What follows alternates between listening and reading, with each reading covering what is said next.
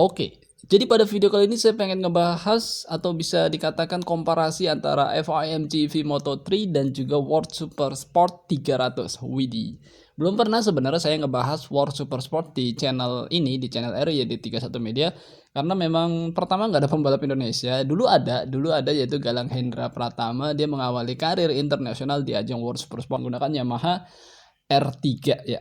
Terus kenapa saya nggak bahas lagi ya memang karena ya tadi saya bilang nggak ada pembalap Indonesia dan juga apa ya mereka tuh balapannya di area Eropa aja ya persis kayak FIM GP Moto3 sih karena memang areanya Eropa aja nggak masuk ke Asia ataupun ke Amerika tuh nggak jadi cuma muter-muter di Eropa karena memang untuk menghemat budget dari ajang World Super Sport 300. Motornya motor apa aja yang jelas motornya beragam kalau di World Super Sport 300 mulai dari Ninja 400 2 silinder dan juga ada YZF R3 yang 2 silinder juga dengan cc 321 cc.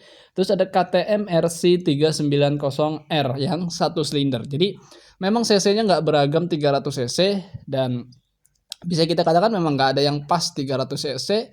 Semuanya lebih dari 300 cc. Tapi ya memang seperti itu kan Dorna untuk area Superbike bikin aturan. Jadi mungkin biar lebih banyak pabrikan di ajang World Super Sport 300. Lalu nggak ada Honda, nggak ada. Dulu di awal-awal World Super Sport 300 ada. Terus Honda nuruninnya juga Honda CBR 500 kalau ya cuma satu motor kalau nggak salah. Nah, ya nggak bersaing lah. Memang kalau cc-nya makin gede itu akan ditambah macam-macam tuh aturannya begitu kalau di World Super Sport 300. Jadi memang karena aturannya macam-macam kayak nggak terlalu jek-jek lah kalau bahasanya apa ya nggak terlalu jek-jek settle aturannya jadi kayak bercampur-campur ada yang cc 400 ada yang cc 390 dengan 1 silinder ada yang 321 2 silinder beda-beda bahkan dulu ada tadi saya bilang CBR 500 cc ikut di kelas yang katanya World Super Sport 300 ya tapi ya nggak apa-apa kita bandingin atau kita komparasi dengan FIM GV Moto3 kelas Moto3.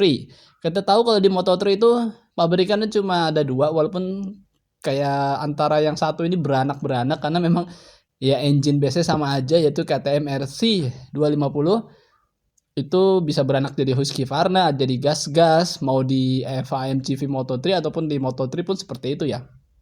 Sedangkan lawannya yaitu Honda NSF 250 RW ya seperti itulah mungkin ya seperti nggak tahu lah kalau yang dipakai itu kondisinya yang seri apa ya nggak paham lah kita nggak bisa masuk sampai sana karena memang ya bakal seperti apa sih kalau mereka ini dikomparasi atau kita adu lap time-nya di sirkuit yang sama dan kondisi lintasan yang sama yaitu kondisi track yang kering atau dry. Oke, kita pakai sirkuit Catalunya 2021 aja karena memang di sana FIM GP Moto3 diadakan juga seri Catalunya terus juga World Super Sport 300 juga melaksanakan race di Catalunya 2021 ini. Ya, kalau kita lihat catatan waktu FIM GP Moto3, ternyata adalah pembalap Indonesia yaitu Mario Suryaji yang mendapatkan atau meraih lah pole position di seri Catalunya ini FIM GP Moto3 menggunakan Honda NSF 250 RW. Ya, kalau kita lihat catatan waktunya dari 34 peserta FIM GP Moto3, Mario Haji mencetak 1 menit 48 detik 224 poin atau sangat cepat dan menjadi yang tercepat di saat kualifikasi. Karena memang kita sudah bahas juga sebelumnya bahwa FIM GP Moto3 itu melakukan 2 kali kualifikasi di mana ada kualifikasi 1 dan kualifikasi 2. Dikombinasikan yang tercepat mana dan itu yang diambil. Oke, semuanya rata-rata kalau kita lihat memang yang dipakai untuk starting grid itu adalah kualifikasi 1 yang memang kondisi tracknya sangat kering dan juga ideal lah tercepat. Sedangkan kalau kita lihat di World Super Sport yang dimana World Super Sport 300 ini status tracknya sama-sama kering atau dry dan ada 44 peserta. Waidih, banyak banget. Memang salah satu indikator World Super Sport 300 ramai itu karena memang biayanya murah dan gak terlalu mahal. Maksudnya biaya modif apa segala macam untuk mendirikan sebuah tim itu sangat terjangkau banget. Jadi tim-tim itu yang hobi-hobi balap itu lebih suka ikut World Super Sport 300 karena memang titelnya World Super Sport atau ya kejuaraan dunia gitu kan dibanding ikut kejuaraan lokal seperti di Italia, Spanyol ataupun di Inggris. Mereka mungkin lebih biayanya murah juga mending ikut World Super Sport 300. Nah, seperti itulah.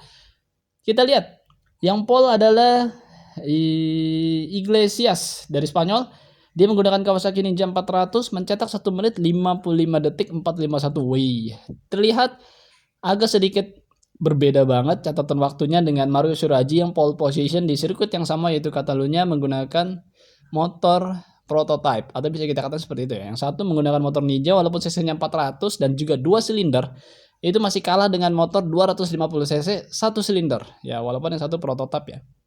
Terus yang paling bawah kita lihat M Duarte dari Portugal menggunakan Yamaha ZZF R3 mencetak 2 menit 0,00455 poin. Nah, dari sini bisa kita kelihatan ternyata memang catatan waktu FIM CV Moto3 jauh lebih cepat daripada World Supersport 300. Walaupun secara di atas kertas motor-motor World Supersport 300 itu cc-nya gede dan juga silindernya lebih banyak karena memang ya ini kita lihat Iglesias saja menggunakan Kawasaki Ninja 400 yang kita tahu cc-nya 400-an ya, dan terus 2 silinder itu masih jauh dari Mario Suraji yang menggunakan motor 1 silinder 250 cc yaitu NSF 250 RW.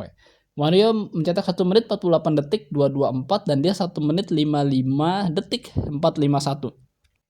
Ya kalau kita hitung secara selisih antara yang tercepat di World Supersport 300 dan yang tercepat di ajang FIM CV Moto3 terjadi selisih 7,227 detik. Ya, 7,227 detik. Jadi antara pole position Moto3 FIM CV yaitu Mario Suraji dan juga pole position World Supersport 300 itu Iglesias yang menggunakan Kawasaki Ninja 400 ya. Jadi itu yang tercepat, dan yang terlambat paling bawah di World Supersport 300 itu 2 menitan ya. 2 menit 00455. Jadi ya memang secara spek berbeda jauh. Yang ini tadi kita bilang di awal bahwa World Supersport 300 itu sama panitianya, penyelenggara itu dibuat semurah mungkin balapannya agar memang pesertanya banyak dan juga jadi ajang pembibitan awal dari World Superbike. Jadi memang World Supersport 300 setelahnya World Supersport 600 walaupun nanti udah nggak ada 600-nya karena nanti di musim 2022 akan banyak pabrikan baru yang ikut World Supersport 600 atau bisa kita katakan balik lagi ikut World Supersport 600 dari mulai Ducati, terus ada Triumph, apalagi ya, banyak sih sebenarnya, dan banyak senjata-senjata baru yang tidak 600 cc, cuma Yamaha ZZF R6 aja yang bakal tetap 600 cc lah nanti. Oke, mungkin kedepannya kalau memang kalian setuju kita bahas komparasi antara FIM CV Moto3 dan juga World Supersport 600 ya gak apa-apa, nanti bisa aja kedepannya. Kalau ataupun antara MotoGP dan juga Superbike ya boleh ditulis di kolom komentar keinginan kalian dan juga apa yang mungkin bisa jadi penasaran kalian, dan mungkin kalau saya punya informasinya bisa saya jadikan konten di channel ini RJD3 Media. Oke, terima kasih buat kalian semua telah menyimak video ini sampai selesai. Jangan lupa makan dan jangan lupa berdoa. Akhir kata wassalamualaikum warahmatullahi wabarakatuh. Bye bye.